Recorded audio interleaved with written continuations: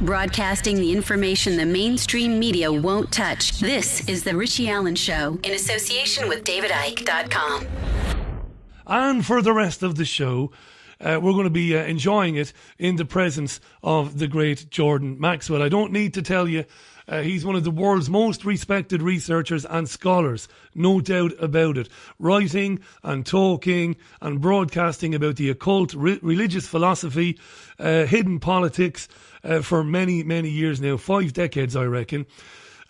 He's been, you can find him on jordanmaxwellshow.com. That's where you must go to find him these days. That's jordanmaxwellshow.com. This is the latest in a series of monthly specials brought to us by www.freestylehomes.com. And I mentioned earlier on, get on to freestylehomes.com and send a big thanks to Andy Hunter, who is a huge supporter of the independent media, and he's a big fan of Jordan Maxwell's. Jordan Maxwell, welcome back to the programme. How are you? Oh, thank you for having me back on. I'm just doing the best I can here in Los Angeles area, you know. But anyway, I'm still here. Like I said to you before, I'm always amazed. I'm still here. I'm 75 years old, but 75 not out. In cricket, in cricket, that's a good innings. Well, my body is tired, but my mind is going 100 miles an hour. So brilliant. Yeah. Talking about that before, it is a period. It is a very kind of a rich period in terms of the creative juices flowing around in your big old brain there. There is a lot going on. Yeah. That's good. And the subject I wanted to talk about, I think it's probably going to take most of the program to just lay the foundations of why I am saying what I'm saying, because it's a very big subject and it's a very tough one. And but I think it's something that needs to be said. It's been too long not talked about in public, so I want to talk about something that's very important. And that is how we got into how the whole world got into the mess we're in. I have an idea because I've been looking at this for over 50 years, and I've been putting this together over the years and looking at it from every angle. I want to go back to a book that was written, I don't know, maybe 3,000 years ago or more, in the ancient Grecian Empire, and is called The Theogony of Hesiod. Spell Hesoid, Hesiod. The Theogony of Hesiod was a book that we're told that Hesiod lived about 700 BC, and he was an illiterate herdsman in ancient Greece. And in the book that he wrote, he said that he was out with his minding the flock as a herdsman, and that three angels that were glowing, and he called them, or he said that they told him that they were called muses, M-U-S-E-S, muses. And he said that these three muses floated up to him. They didn't walk up, but he saw them coming, and they floated up to him, glowing angels. This is from the Theogony of Hesiod. And of course, when these muses floated up to him, incidentally, this is where we get the word museum and music and amusement is from Theogony of Hesiod, muses. So anyway, the muses telepathically told Hesiod that they wanted him to write a book about the gods that ruled over the heavens. And he told them that he could not read or write. He was illiterate. But they said that they would guide him by automated writing. Then they would begin to download the so-called pecking order of the gods in heaven. They wanted him to write down for us humans all the gods in heaven and who controls who and who works for who and who's important and who isn't and all that kind of thing. And so it became that whole book became known as the Theogony of Hesiod, where he explains all the different gods in our universe. But they told him that the God over our particular area of the Milky Way galaxy, it's a big galaxy, but over our particular area in which our solar system is, the god who was assigned to this area to be in control is a god named Zeus, Zeus. And they said that Zeus lived on a floating city. That's interesting. He lives on a floating city in the constellation of Cassiopeia. That alone sounded interesting to me a long time ago, that Zeus lived in a floating city in the constellation of Cassiopeia. And the Muses went on to tell Hesiod that if Zeus were to drop an anvil from his front porch, it would take 9 days and 9 nights and so many hours for it to hit the earth. Well, it's easy to calculate that distance, which is about a little over 3 million miles from Earth.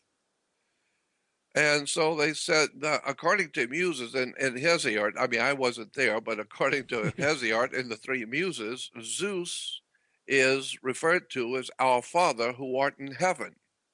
Hallowed be thy name, Zeus, end quote.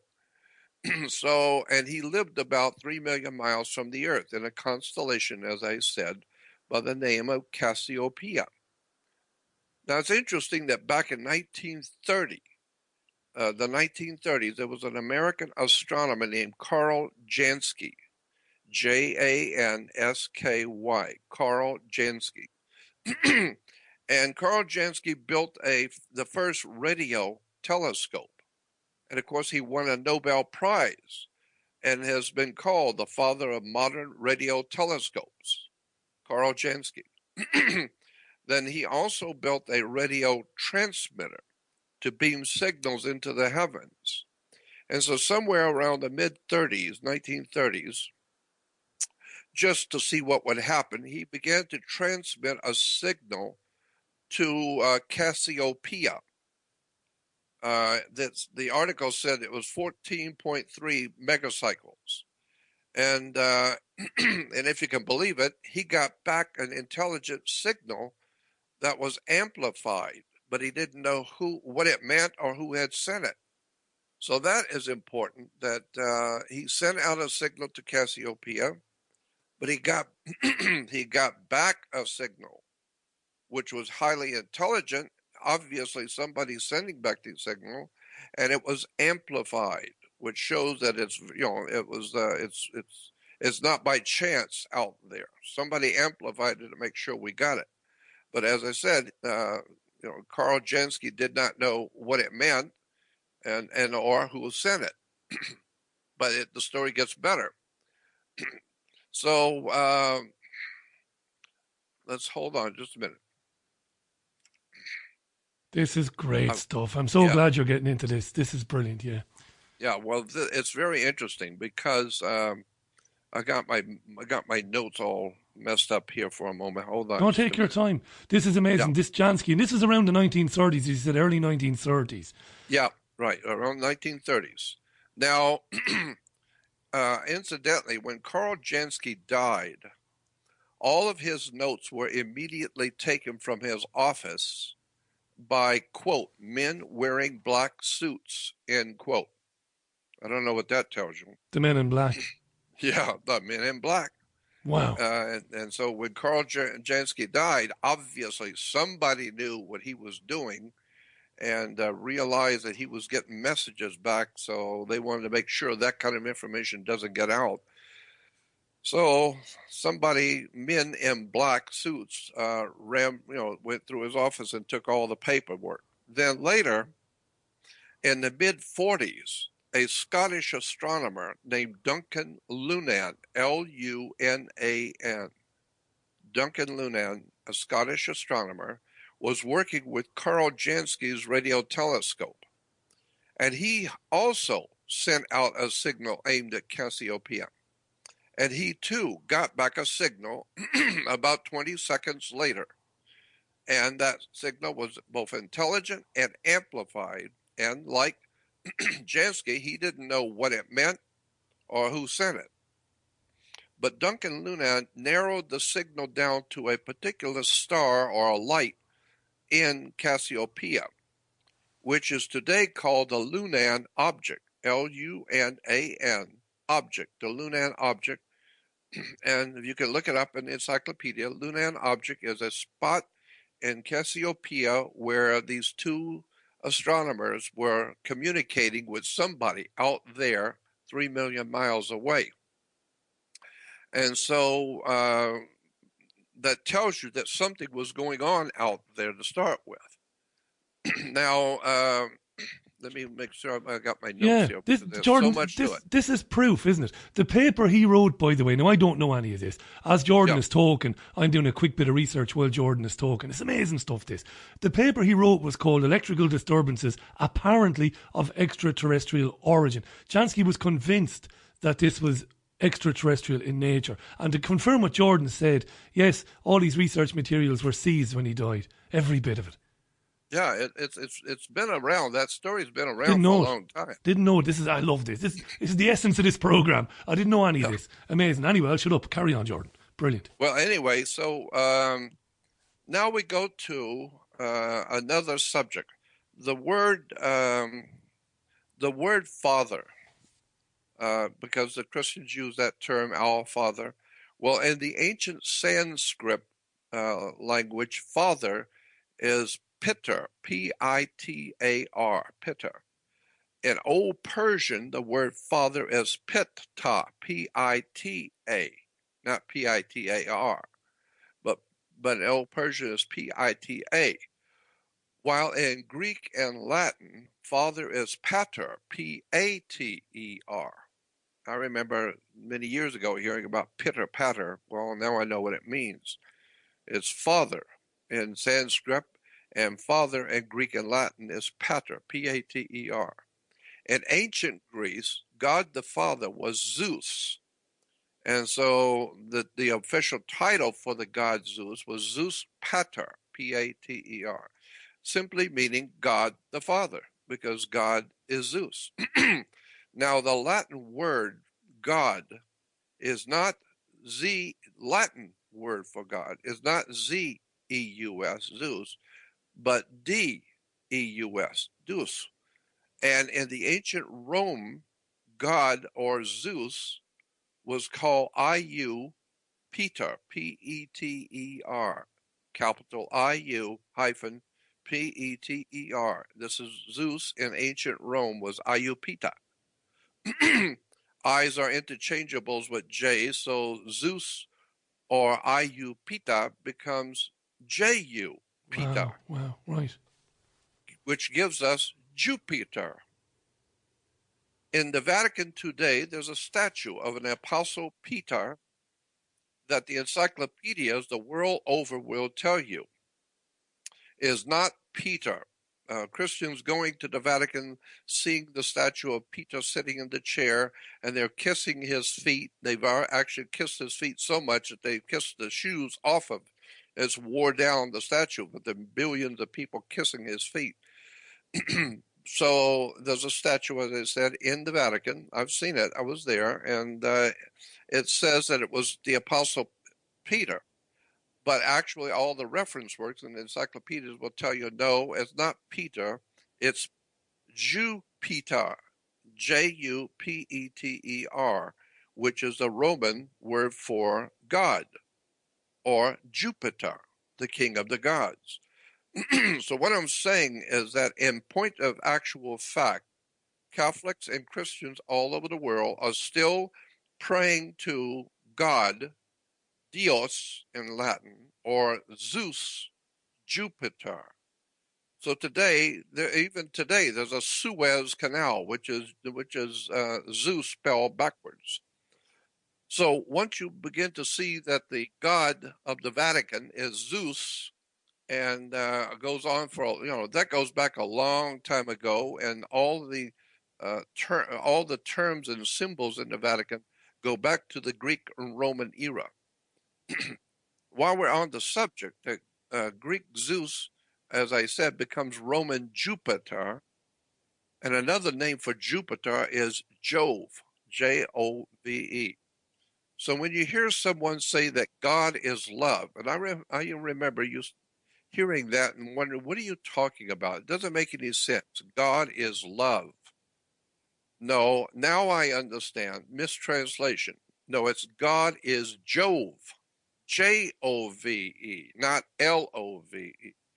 God is Jove. Well, of course, it goes back to the words in both Latin and Greek for God, which is Deus or Zeus. So in the ancient world, it was believed also that God Zeus protected royalty.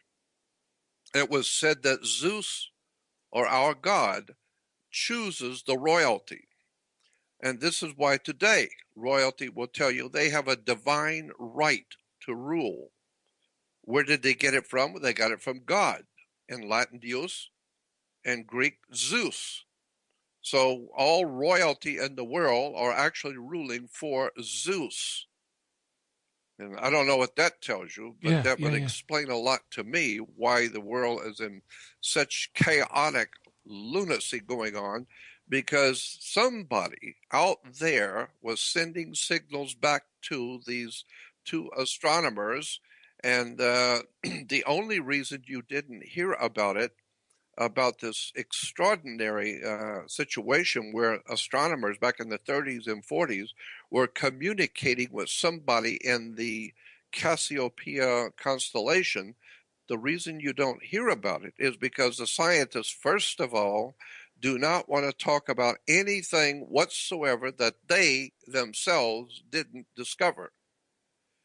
And so if they didn't discover it, and they're not discovering something for their college and their university where they're making their money, then they're not going to talk about it.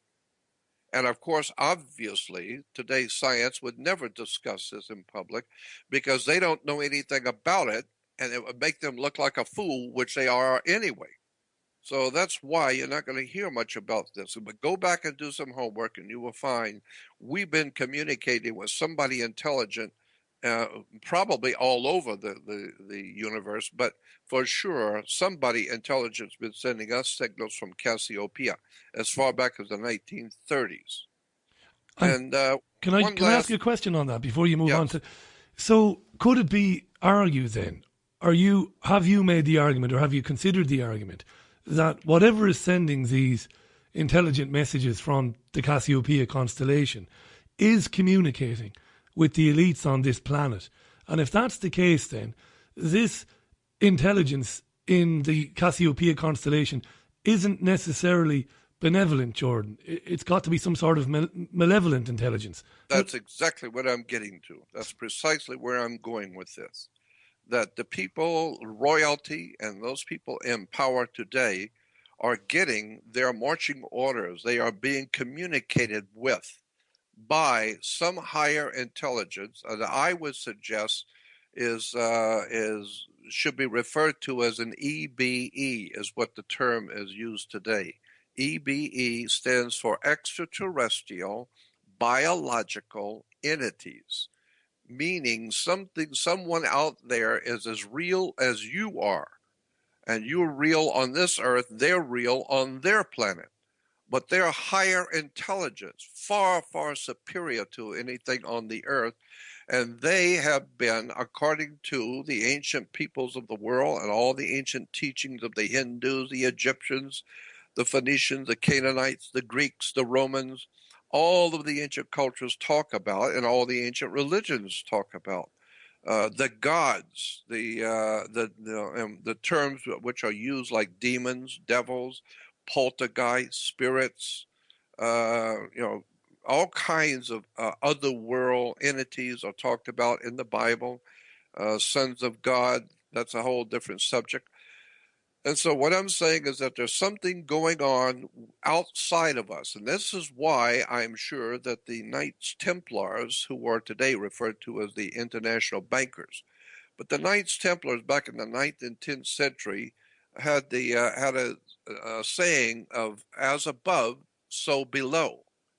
Well, it makes sense. If they were getting communication, some sort of a communication that we're not aware of, but they were getting it, guiding the Knights Templars to set up a world system of banking, of government, and of religion, and to ultimately take over the entire planet for somebody out there. And they get to ride the wave and live high as long as they are serving their masters from somewhere out there. Well, this concept is not new.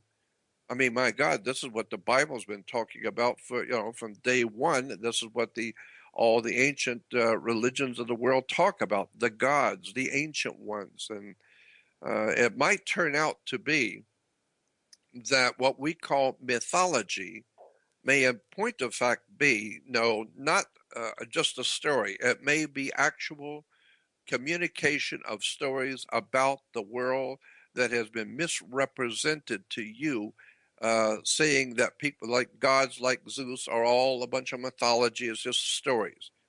Where it very well might turn out to be, no, there is an biological entity, an extraterrestrial entity, we call, gods or demons or whatever you want to call them, that have been in communication with humans all along. And that's a secret that's kept among the elite. The elite today are able to make decisions and have powers over us that we can't comprehend, we can't do anything about, we don't know anything about it. And of course, knowledge is power. And since we have no knowledge of any of this going on behind our backs with the powers that be, so to speak, now it would begin to look like maybe all of this chaos that we are experiencing on the earth has been from day one, as far back as we have human history. Somebody is manipulating and controlling the human family, and they're using their human counterparts to do it. So while we are crawling on our knees and making signs of the crosses when we see the Pope, and crawling on our knees when we see, Prince Charming and the queens and kings and rulers, how they live and roll around in gold chariots and flip their cigarette ashes on the working class people. It very well might be that these elites are in league with higher spiritual dimensions, and that the entire world of mankind, like the Bible says, the whole world is lying in the power of the wicked one. It doesn't say the whole world except Alabama or the whole world except Canada. No, it says in the scripture the entire world of mankind is lying in the power of the wicked one. Meaning, we should go back and explain to you that the word Zeus, first of all, we know him to be the king of the gods, or a Greek god of the sky. Zeus was the first of the gods, and I'm reading from encyclopedia. He's often referred to as the father of gods and men. He was a sky god who controlled lightning and thunder, and he used it as a weapon.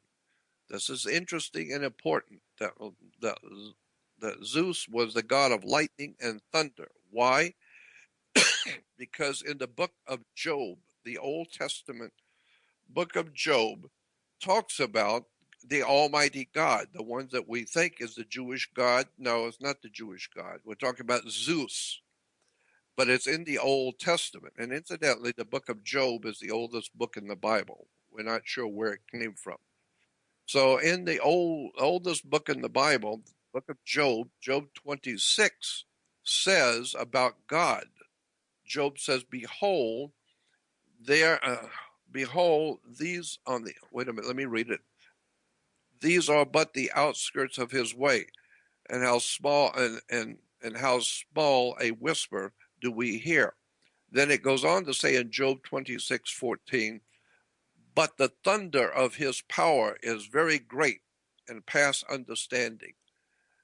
Job 37:5 said, God thunders wonderfully with his voice. There are other scriptures in the book of Job and other scriptures in the Old Testament talks about we see God through his lightning and through his thunder. He talks to us. So what you're talking about in the Old Testament is not Yahweh or Jehovah. You're talking about Job. You're talking about Zeus, the god of lightning and thunder. It's written in the scriptures that God thunders with his voice. So once you understand that, Zeus was the king on Mount Olympus. And it says in the scripture, I mean, it says in the reference work that Zeus rules the world and imposes his will on all mankind from Mount Olympus. Well, that's important because if you start with, say, Zeus being God, or Deus in Latin, God, which is Zeus, Zeus's holy mountain was Mount Olympus. Well, there are at least 15 holy mountains we know of on the earth. A few with like Mount Fuji in Japan, Mount Ararat in Armenia, Mount Athos in Greece, Mount Everest. Even in California, we have Mount Shasta. And as we've already, maybe you've already figured out that Mount Olympus becomes, for the ancient cult worshippers of the moon, in the ancient world, there was a moon cult in the Middle East where Mount Olympus was. But this ancient moon cult, they had a god named Sin, S-I-N. Sin was the name of the moon god in ancient Arabia. And the mountain was called Ai. You put the god of the mountain Sin with his mountain Ai because Mount Sinai. So Mount Sinai, and later on, the organization, the World Organization of Mount Sinai, put together the idea of a Mount Zion. So the bottom line on all of this is that the ancient moon god of Arabia, which was Sin, S-I-N, or we today refer to Sin as Allah, and the Hebrews talk about the moon god as Yahweh. Yahweh and Allah are the same God, going back to the ancient god Sin, which was a moon cult. And so many of the holy mountains of ancient Arabian moon cult, like Mount Sinai or Mount Zion, are today felt to be so holy and so righteous and important, when actually what we're talking about with Mount Sinai, Mount Zion, with all of the holy mountains, all of it is going back to the theogony of Hesiod. It's going back to something 3,000 to 4,000 years ago. Somebody, some angels, some spirit entities. I mean, we know that they exist. All kinds of dark forces are at work around the world. So what am I saying? I'm saying that there's no doubt in my mind that the religions of this world, I don't care which ones they are, I don't care what you belong to, what cults or what sect or what religion you belong to, if it's Islam or Christianity, Judaism, all of these religions are all connected behind the scenes. If you go back far enough to thousands of years ago, you will begin to see that the ancient peoples were worshiping a actual extraterrestrial biological entity. There were, in fact, extraterrestrial presence in the universe and on the earth that we ourselves are not seeing. So we put these ideas into our mind that we're talking about God and we're praying to the Lord, etc., etc., never realizing for a moment what we're talking about is a very hidden, dark secret that the powers that be in this world, what we call the elites, have known from day one. This is why they don't get excited or angry or get upset about the people crying out and rioting in the streets. They're not bothered. The people like Obama and all the others who are running this world are not interested or bothered by people, in the streets rioting for justice. They don't care about that. They're not moved by that. You can see these wealthy people roaming around in their gold chariots. They don't care about what you think and about what you don't like. So And Jordan, they don't fear an inevitable turning of the tide where people stop fighting one another and turn their attention on them. They don't worry about that. Nope. They're not the bit worried about that. Not even a little bit. Why? Because they know they are in touch with a higher power that you don't know about. They are in touch with and in league with demonic, powerful, otherworld powers. Well, that's what the Bible's been telling us for years. I mean, the scriptures, for instance, in Revelation 17:18, follow this from the Bible in Revelation 17:18, and it says, "And the woman you saw is the great city that has an empire over the kings of the earth." That is extraordinary. I mean, if you think about what you just heard. Yeah. Revelation 17:18 says, "And the woman you saw is the great city that has an empire over the kings of the earth." That's implying that there's some kind of a world empire that's been in existence from day one that controls nations, races, kings, and all of the so-called elite.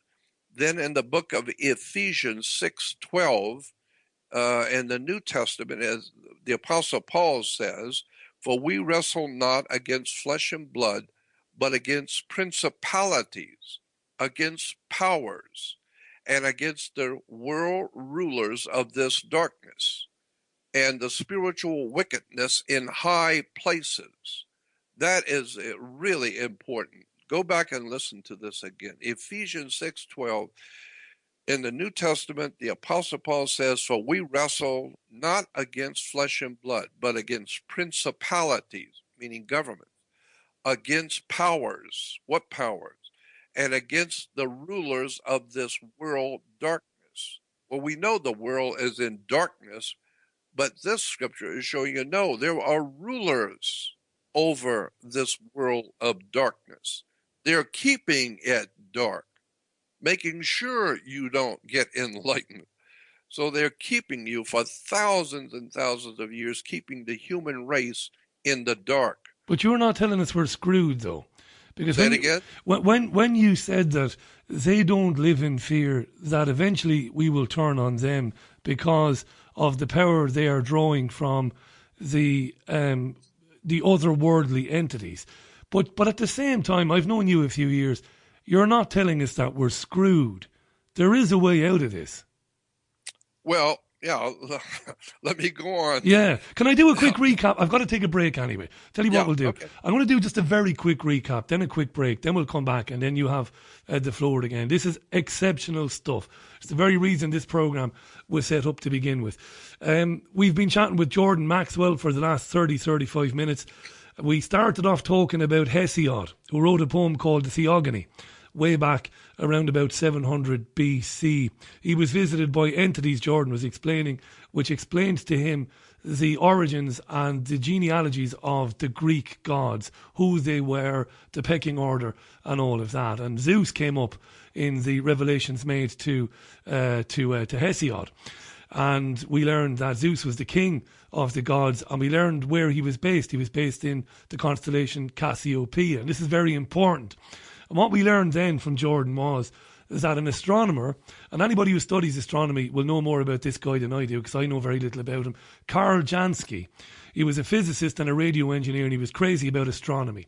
And he's basically the guy who founded radio astronomy. Back in the 1930s, he was sending signals out into deep space in the direction of Cassiopeia and started to get some answers. He started to get signals coming back. This is incredible. He wrote a paper about it. It was peer-reviewed. The paper said basically this is happening. You know, this is an extraterrestrial. Signal. When he died, everything that he owned and all his research materials were taken away, and they were, I suppose, destroyed, or they were put far away from where the rest of us could see them. But later on, Scottish astronomers and others were able to validate what Jansky had discovered, this extraterrestrial signal coming from Cassiopeia. And then Jordan was talking about the elites on this planet and how they are well aware of this and how they have been in communication with this intelligent form of life, this entity who who is based, or whose energy is based at Cassiopeia, and it's what they draw their power from. And he went on to explain that in more detail. I think that's not a bad summing up, is it, my friend, before we take a quick break? Yeah, well, there's one last thing I wanted to add about the Latin word deus, which comes from Zeus, deus.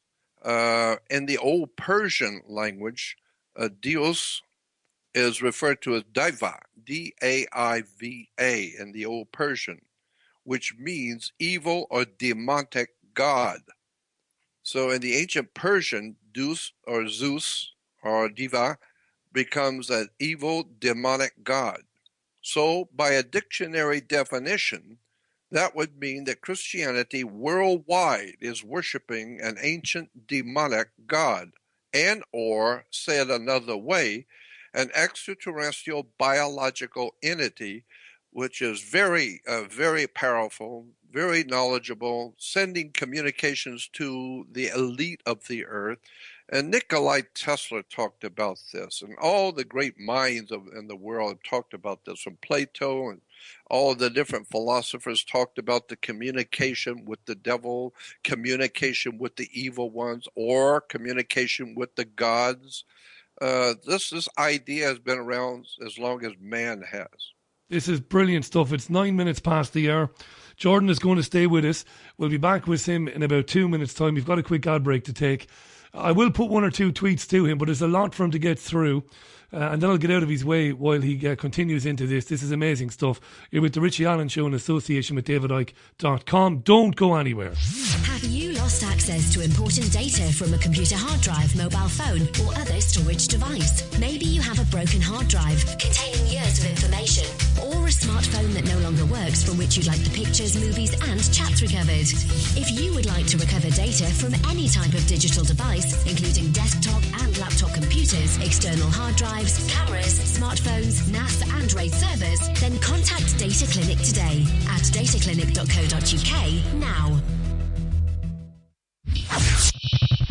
NeonNettle.com, a new voice in alternative media. For unfiltered news at your fingertips, visit NeonNettle.com, the UK's #1 alternative news site. In association with The Richie Allen Show. NeonNettle.com. Do you want to release the full potential of your soul consciousness and find out how to experience that power in all areas of your life now? Go to livingasyoursoul.com for free guidance with in-depth how-to articles, free healing meditations of creation recordings, free soul solutions, and much, much more. livingasyoursoul.com, making the profound practical. Welcome back to the program. 10 minutes past the hour. Jordan Maxwell is with me until the end of the show. Go to jordanmaxwellshow.com. That's jordanmaxwellshow.com. This is fantastic, and the reaction on social media to this is massive, huge. There are dozens and dozens and dozens and dozens of comments and tweets, and I've got emails as well. Go on Twitter, put in The Richie Allen Show, all one word, press enter, and see what other people are saying and join in the conversation about this. I will not be able to put all these questions to Jordan. I just won't be. But I'm going to put a few comments to him. There's some terrific comments. People are wide awake, Jordan, listening to this. Paul was on to say, Richie, did the same gods Jordan is describing, did they create us and the earth? That's a brilliant point. And further on from that point is a brilliant one from Martin Noakes. Great show, he says. If they are all powerful, why not openly take us over if that's what they want? So did they create us, number one? And number two, if they're all powerful, why not openly take us over and be done with it? Great stuff. Yeah, well, if they did that, there would be mass rebellion, because now the cat's out of the bag. There is no God going to save you. You are a test tube experiment, and you've been produced so that you could be a slave to the gods who created you. And now the whole human race would rise up in revolution against such tyrants and against such extraterrestrials. And so that would be stupid. That would be foolish technologically and militarily, point of view, it would be foolish for the gods to allow us to know that. They want to keep it quiet because the humans are rebellious to start with. But if we ever, as a human race on the earth, found out that we were nothing more than a test tube experiment by some ancient god who has a mind controlling us, then it needs to be kept quiet, because if the whole human race found out, my God, there would be massive chaos, because the bottom line is every single human has its own will, its own mind and own will. And so the intelligent thing to do would be just like human governments and human religions do. They're not stupid. The human governments and religions will try and work with you. They will give you this, they will give you that, and let you vote on this and let you vote on that. And you have certain rights and freedoms to speak and do what you want and eat what you want. And so leave it up to you so that you are free. When in point of fact, no, you're not free. You've never been free. But they don't tell you that. They don't come out and just tell you, because if somebody came out and told you what was going on, you would rebel quickly and there would be worldwide revolution. So obviously, whoever it is that created us and put us here and have been leading us along and giving us our religions, our philosophies, our government, our institutions of education, our banking, our whole incredible system that we live under on the earth, if somebody, whoever those somebodies are not so stupid as to tell and allow the world to know we own you and we're just playing with you like you and I would do with a fish in a bowl. Jordan, tell us this, because this is really important. 14 minutes past the hour. Is there compartmentalization going on here? Who knows about this? I mean, we can assume that the British royal family, at the highest levels of that family, are aware of it. But do sitting prime ministers and presidents know it, Jordan? Are they left in on this secret? Oh, yes. Do yes. There's no doubt in my mind about that. I've talked to people very high in government, very high in religion. Over the past 55 years, I've been doing this kind of thing. And for the first 40 years, I knew about these ideas and concepts, but it really didn't see it. I didn't really take it to heart. I just understood it intellectually. But as you get older, you begin to perceive things differently as an older person does. So after looking at the world and traveling around the world and talking to experts in all the countries and reading and studying all of this kind of stuff going on in history, it becomes overwhelmingly now obvious to me that that the royalty, the power blocks, the powerful people in this world, they are in league with. And how many times have you heard movie stars and important people, and especially in the entertainment business, talking about how they sold their soul to the devil? Regularly. Yeah. That's an amazing point. Yeah. And so what are you talking about? Sold your soul to the devil to be famous and to be wealthy. Well, it implies, obviously, that somebody out there, as above, so below, somebody out there has an absolute total control over whatever happens in our little Mickey Mouse Earth and our little solar system. There are higher powers. I mean, Hollywood's been telling you that for years, with the V and the visitors who come here from another world, who have all the high technology. And then on the movies like V, the big shots who want to be in with the visitors. They want to crawl over and be they want to represent the visitors. They want to be in power. So when the visitors, whoever they are and from wherever world they have come from, they're obviously powerful. They are obviously in charge. And so the people who are traitors to the human race want to jump in and say, I'll represent you. Let me be the president and let me be vice president, and I'll represent you, and I can now ride around in gold chariots and flip my cigarettes on all the poor, and I can live like a king and a prince. If you let me be a part of it. I don't want to be like the working class people. I don't want to be the slaves. Let me represent you. And so they are representing demonic forces that are over this earth for thousands of years. We have known that. Jordan, can All of the I just jump in there? This is very important. This is amazing stuff, by the way, and thanks for this. On this point about them representing demonic forces, we are finding more and more people around the world who are saying that as children they survived horrendous sex abuse, and that a lot of that sex abuse was satanic in nature. That's That right. satanic rituals were going on. You know what's amazing, Jordan, when you do a program like this? You hear somebody in Australia tell you a story, and she describes things happening to her when she was a child. And then you talk to a chap who's in Oregon, and he tells you it's the same story and describes the same things. And you hear from somebody in South Africa. It's incredible. How important to them is the abuse and the murder and the ritualistic events that they put on, killing children? How important is that to them? Oh, well, I wasn't even going to get into this. I know that, but because we were talking about it this week, I had to bring it up. Go on. No, but I was going to say I wasn't going to get into this, but it's a very important part of this subject, so I might as well talk about it. You know, when you're talking about creation, and, you know, the idea in Christianity is that only God can create life. Only God creates life. Well, in point of fact, that's a misnomer, because in the male, in the man, and the time of sex, the fluid in the human body of the male is just fluid. It's like blood and spit and all the other fluids that are in the human body.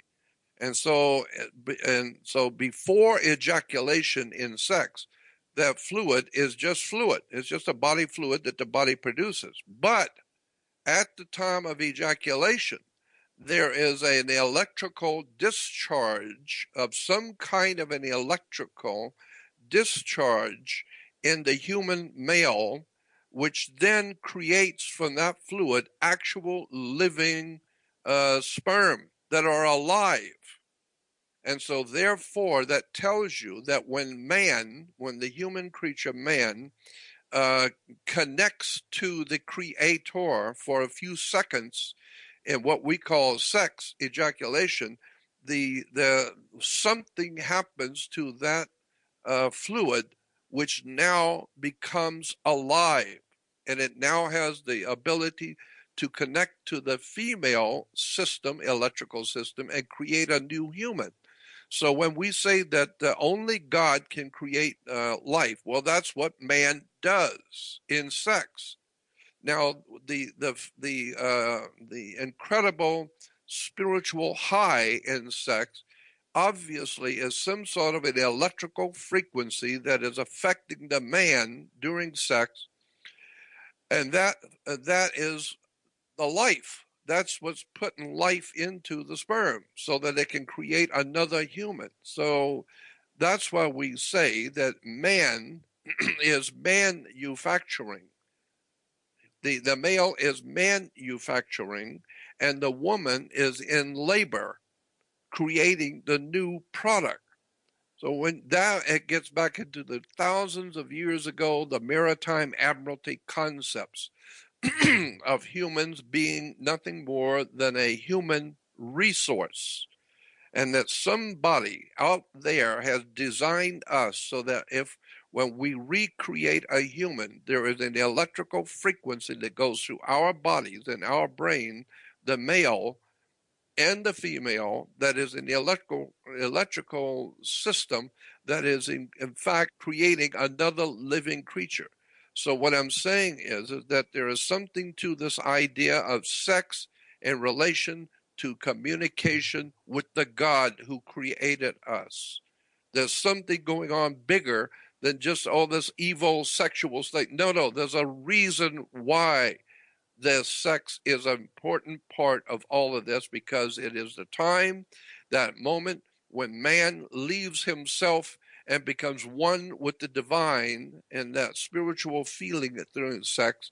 So what we're talking about is some kind of a communication system whereby the man and the woman are connecting to the divine presence, which is referred to as God, and so there's a very important connection between sex and the secret rituals, sexual worship, sexual abuse. That's why it's in churches. That's why it's in all three major religions, not only in the Catholic Church, in the Protestant Church. You're seeing sex abuse in all the cults, but you're also seeing it rampant in your face in Islam, where grown men are marrying 6-year-old child, marrying little 7-year-old girls. And the Hebrew and in the Jewish tradition, the Talmud is filled with all kinds of statements that it's all right to have sex with a child, it's okay to have sex with a 4-year-old, 6-year-old.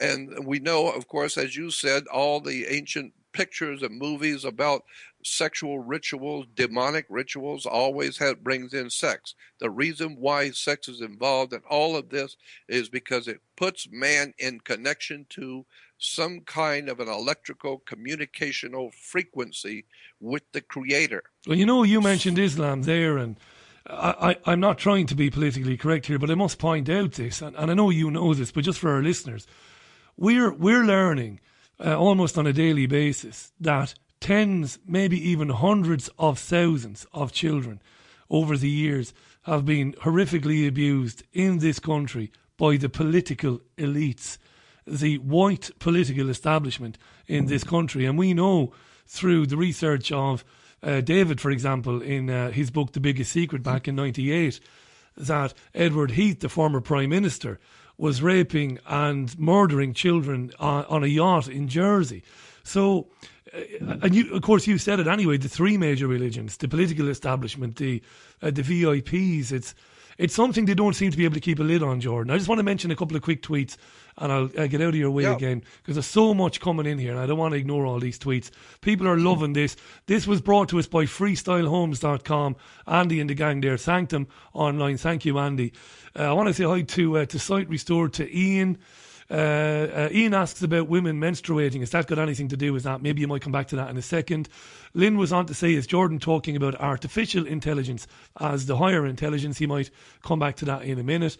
Massive amount of tweets there. And Tony says, very, very much spot on this, Tony. Tony says, a lot of the symbolism, to back up what Jordan is saying, you can see it around Washington. They even have a statue of Zeus outside the train station there, says Tony. And of course, you've gone on programs with me over the years, and you've gotten into, in great detail, the occult symbology around the world and the buildings and the statues, and it's an amazing subject. You've been writing about it for years and years, Jordan.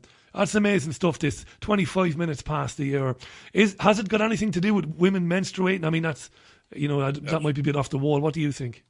That's exactly right. And this is why you have the circumcision of boys and girls. You have, in Judaism, you have the rabbis cutting the foreskin off the baby and then sucking the blood from the penis. What is all that stuff about? I'd love to know. It has to do with some kind of a sexual relationship that the gods want. They want some kind of a connection or have a connection with us. And we connect with the God who created us when we're delving into these rituals of sex. You're connecting yourself with something higher than you are, something that's out there. And so, we have Christians telling us about God. Well, ask a 6-year-old, where is God? And they'll point out into the sky. Well, then so therefore God is out there. Well, if a God is out there, what about angels? Do you believe in angels? Yes. Where are angels? And the child will point out there. Well, out there is extraterrestrial, meaning God is not here on the earth. He's out there. And so obviously all the religions that have ever been on the earth, all agree that God and the extraterrestrial, what we call angels or sons of God or watchers or jinns or whatever you want to call them in your religion, they are out there. They're not here. And therefore they are obviously, all gods are superior to man. And so, but in order to connect to these gods, You do it through not a telephone call, you do it through sex. And so the whole ejaculation idea puts life into a fluid and it becomes alive. So when you start talking about God, you need to go back and do your homework, because what are you talking about? Well, going back to this idea of Revelation 17, where it says, and the woman you saw is the great city that has an empire over the kings of the earth, period. And then in Ephesians 6:12, the Apostle Paul said, for we wrestle not against flesh and blood, but against principalities, against powers, and against the world rulers of darkness and spiritual wickedness in high places. Well, when you look at the word in the Bible in Ephesians 6:12, world rulers of darkness, the word is a Greek word called cosmokratoros, spelled Kosmokratoras,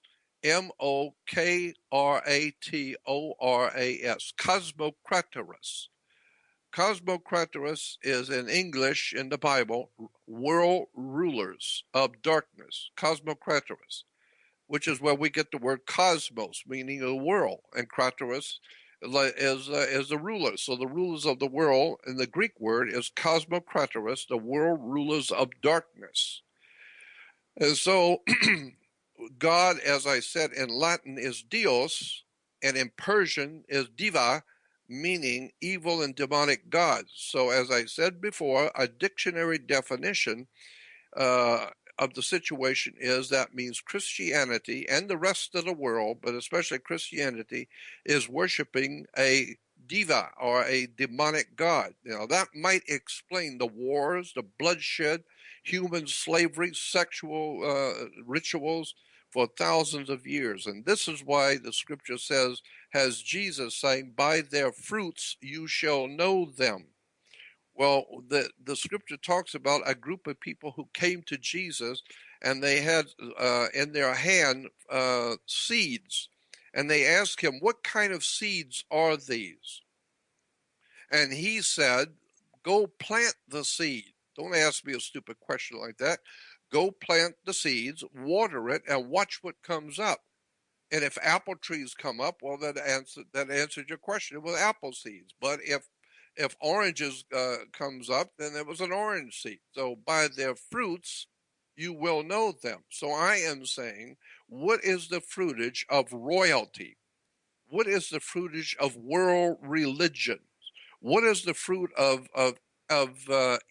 elites running the world? What is the fruitage? Wars, violence, revolution, drug addiction, alcoholism, sexual abuse, lunacy, bloodshed, all of the lunacy that the human mind is capable as being led by, and of course we know this says in the Bible, we're being led by the devil. The whole world is lying in the power of the wicked one. That's what the scripture said. It doesn't say the whole world except for London. No, the whole world, period, is lying in the power of the wicked one. So the idea being expressed in the Bible and by all the ancient world religions are saying the same thing, that the entire earth and all human creatures on it are being led by a higher power in the universe that you don't understand. And that's why the Knights Templars always said, as above, so below. Look at the fruitage of the world system we live under. Look at its fruitage.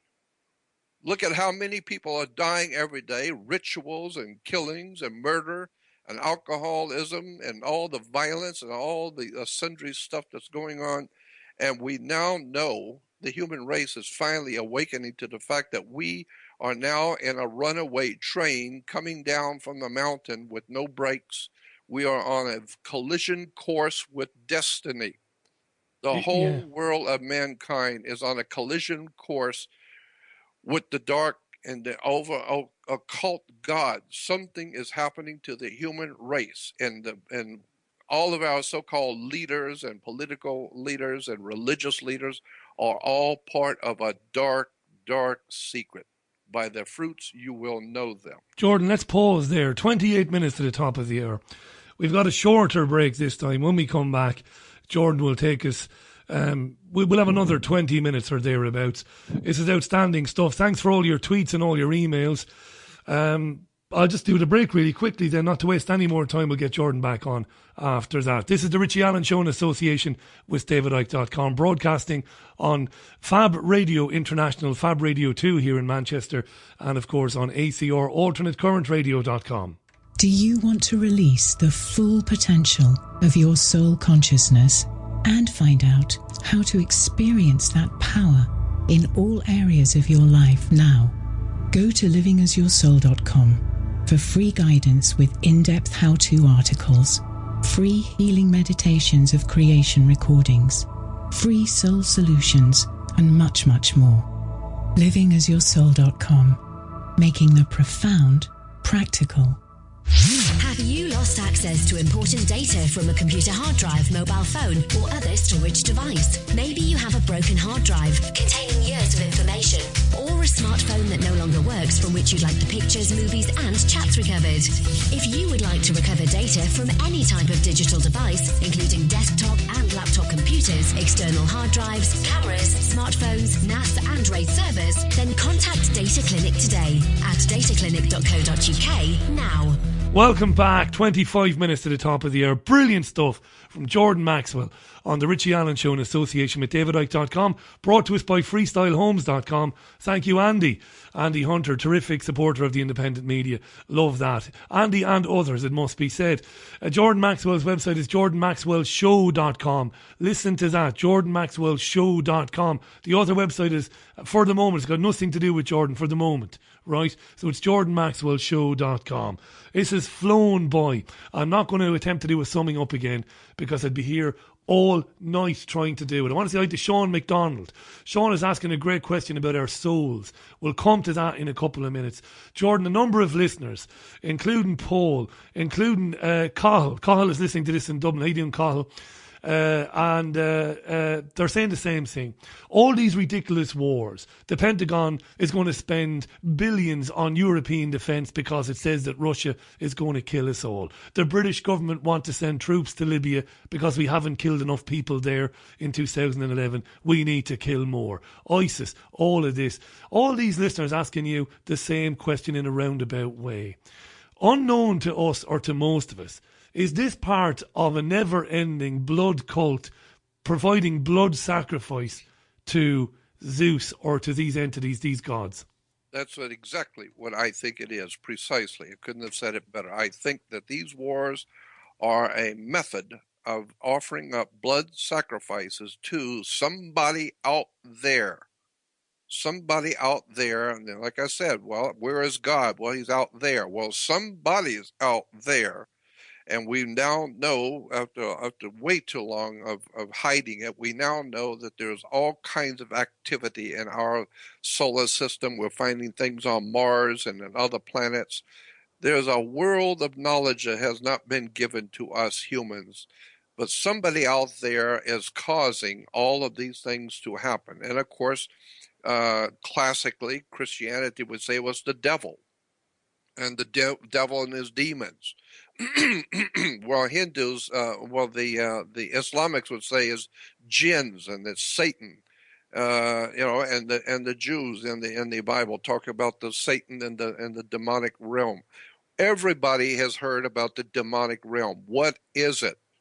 It's actually, in point of fact, a presence in the universe that is highly intelligent, extraordinarily brilliant, and unbelievably evil, that is doing something. It's creating us for, we're creating the humans for whatever reason. And maybe there's always the possibility that someone created us a long time ago and they are gone. And they don't know what's happening to their original creation. And maybe when they come back, like Steven Spielberg with his movie about E.T. going home, maybe whoever they are who created us, when they come back, that's what Zecharia Sitchin and others are talking about, when they come back and see what has happened to their creation, because someone else has been watching us while they were gone and messing with us and with all kinds of blood sacrifices. There's a girl that you need to have on. There's a young lady you need to have on about this one subject: blood sacrifices in relation to world government. Her name is Tracy Twyman. Tracy, Twyman. Tracy Twyman will just blow your mind. The stuff that she has uncovered over the years is absolutely extraordinary stuff about blood sacrifices, blood rituals in relation to money and in relation to political power. How there has to be a certain amount of blood for a certain amount of power. And so you need to have her on, Tracy Twyman. We'll Great do it. stuff. We'll do it. I'm on her website as you speak, Jordan, because it isn't only the fairer species, women that can multitask. I'm all over that. I'm on her website now as we're talking. This is outstanding stuff. Jordan Maxwell live on the Richie Allen Show for a Wednesday on this monthly series of brilliant programs. Jordan, there was a great question came to mind a second ago when you were talking about the elites, and when you were talking about these entities, and you answered in part because there's a yin and a yang, there's an X and there's a Y, so there is a benevolent energy, a force for good that exists in the universe, but at the moment it's completely dormant in terms of what's happening on this planet. And here's a question for you now. Here's a great question that's just come in. Wonderful question about animals. Let me find it now. And the question is about, and it's from, I think it's from Shaquille. It is from Shaquille. It's from Shaquille Chowdhury. How you doing, Shaquille? Richie, this is great stuff from Jordan. Seriously interesting. I'm not sure if this is relevant, Richie, but I'll ask it anyway. Does Jordan agree with the idea, humans feeding on animals, so other forces feeding on us, is really just the same? That's a great question, Jordan. I think there's something to that. I think there's something to that. Yeah, yeah. It rings true with me. It's that deep, just the isn't way it? That we treat animals, put them in cages. We eat the ones we like, and we put the others in cages. And sometimes you will have fight promoters who will put two animals, like a chicken fight or a dog fight. And so that's what somebody up there is doing. They're putting us in a fight with somebody else just to watch the bloodshed, just to be watch the fight go on. And there's enough blood being shed, and of course that helps financially. And so, yeah, I think there is something to that. How we communicate with animals and eat them and lock them up and we go out looking for them to kill them, and we call that game, big game hunting, because it's like a game to the gods. That's why you have to have a game warden, and you're going out to a big game hunting because it's a game that you're playing to kill animals. Well, I think for the gods out there, whoever they are, it's a game that they're playing us against one country against another, playing one people against another, and watching the bloodshed. And so it's just a big game. But at this point, I wanted to, because we only have a few minutes left. Yeah, we've got a good 10 to 12 minutes left, so yeah, take it away. Okay, there. Well, let's take the word church, and we've talked about this before. People, millions and millions of people around the world going to churches, just like there are millions of people going to mosques, and millions of people are going to synagogues. The world goes to worship all the time. Well, the word worship is a combination of two words. The first word is worth, worth. Worth is the value of something, and worship becomes the value that you put your life into. So whatever is important to you and what's really of worth to you is your worthship. And so if it's money, well, then that's what you're worth. You put a high worth on that, or if it's on another person, on your loved one, that's what is really worthy, worth. And so that's where we get the word worship. No, it's worthship. Now, we go back to the word church, and I've talked about this before, but I think it's very important that the word church comes from a Scottish word, kirk. which can be, CHURCH in English, church, is actually connected to a Scottish word, kirk, Kerk or Kirk. Kirk in Scottish is church in English. But where did the word kirk, how did it come into Scotland? It came through the Crusaders. In the Middle Ages, when the Crusaders went into the Middle East, into Jerusalem, to do battle with the Islamic presence there, there was a war going on for the control of Jerusalem and the Holy City, which is another misnomer. There's nothing holy in that city, but bloodshed everywhere. But when the Knights Templars came back to Rome, they came back to Europe after the Great War. They had, while they were there in the Middle East, they learned all kinds of new ideas. They learned about the different religions, the different gods, the different ways of fighting, the different poisons that you could poison people. They learned all kinds of interesting things while they were there. So when the Knights Templars came back to England and ended up into northern part of the island, which we call Scotland, that gives us our Scottish Rite Freemasonry. Well, in Scotland, there, as I said, a church was Kirk, Kirk. But Kirk goes back to, in the Middle East, the worship of a goddess named Circe, Ceres.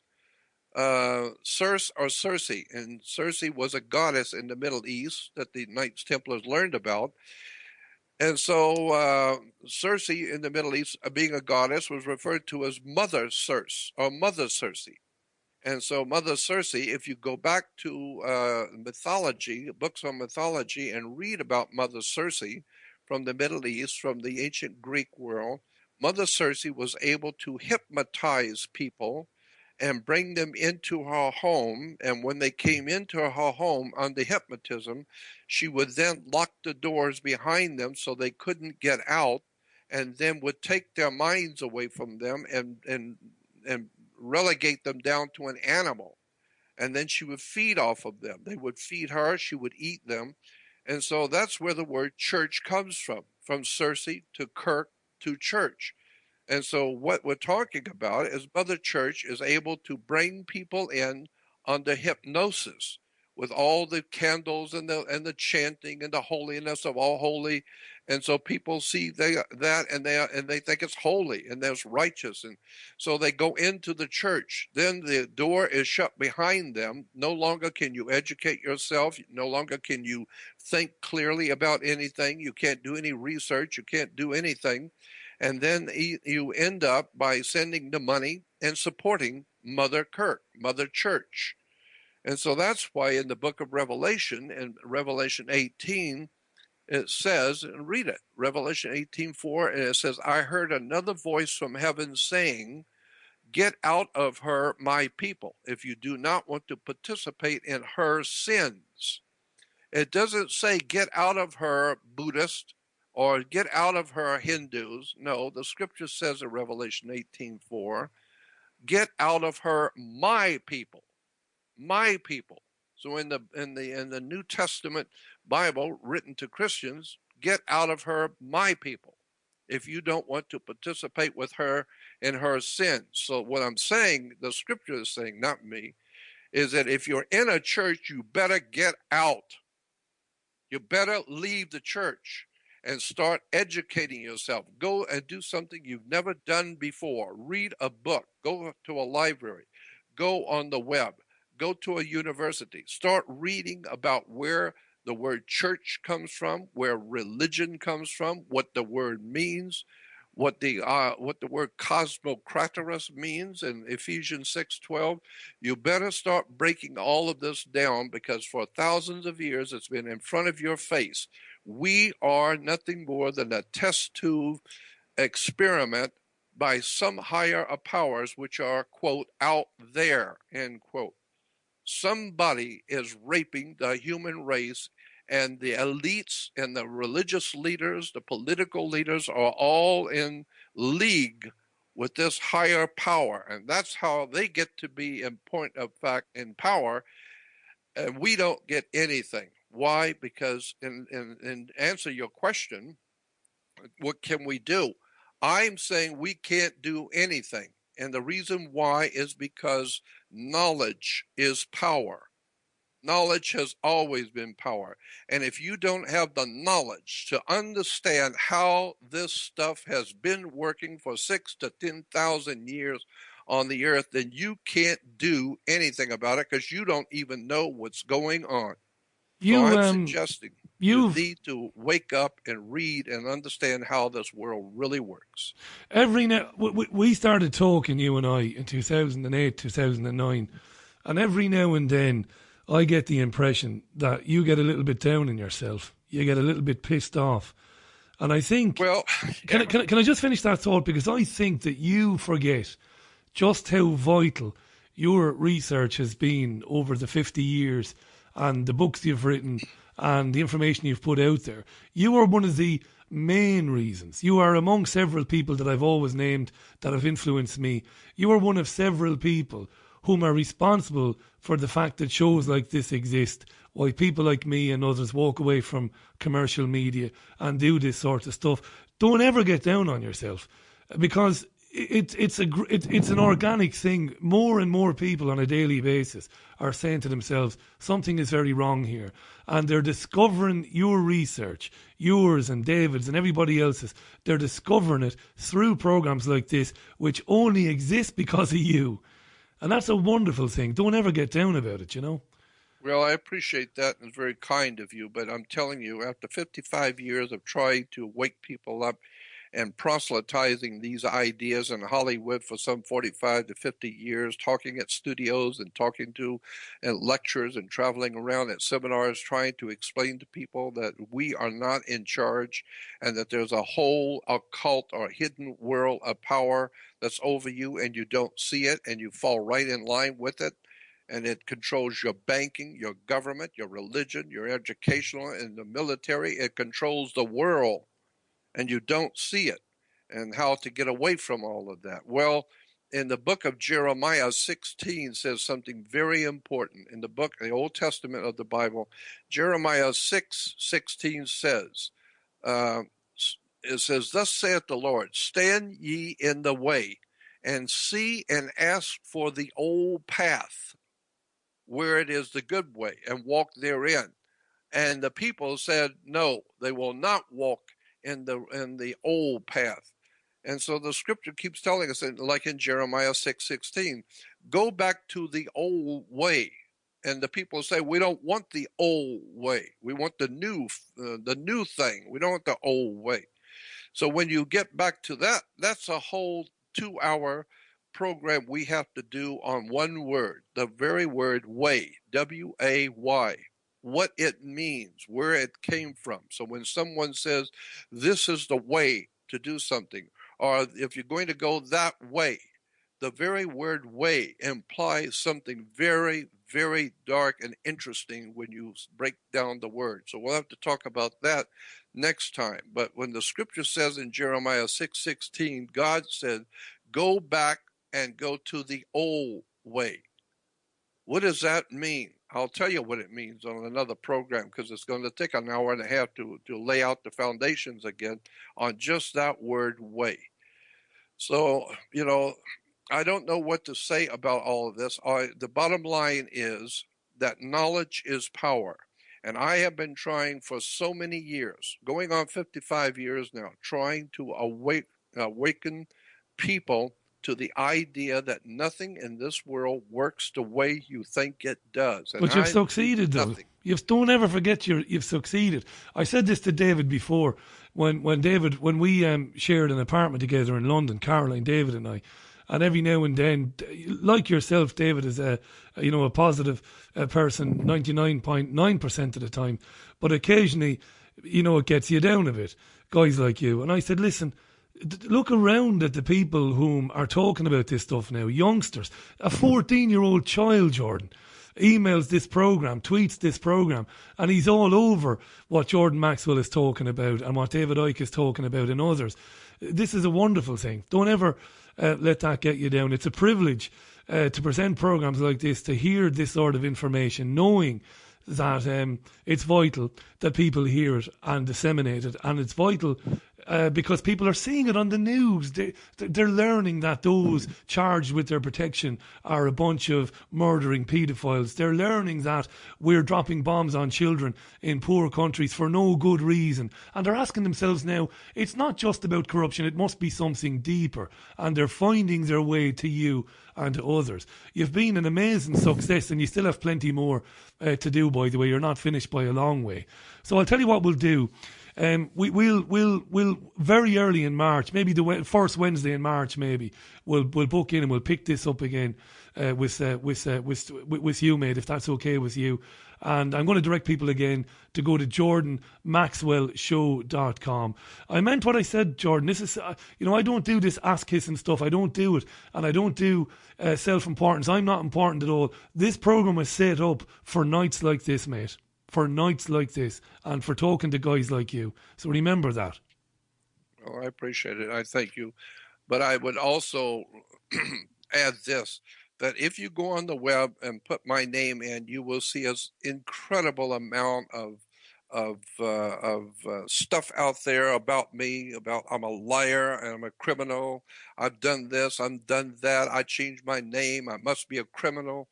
All kinds of scurrilous, ad hominem attacks on my name and my person.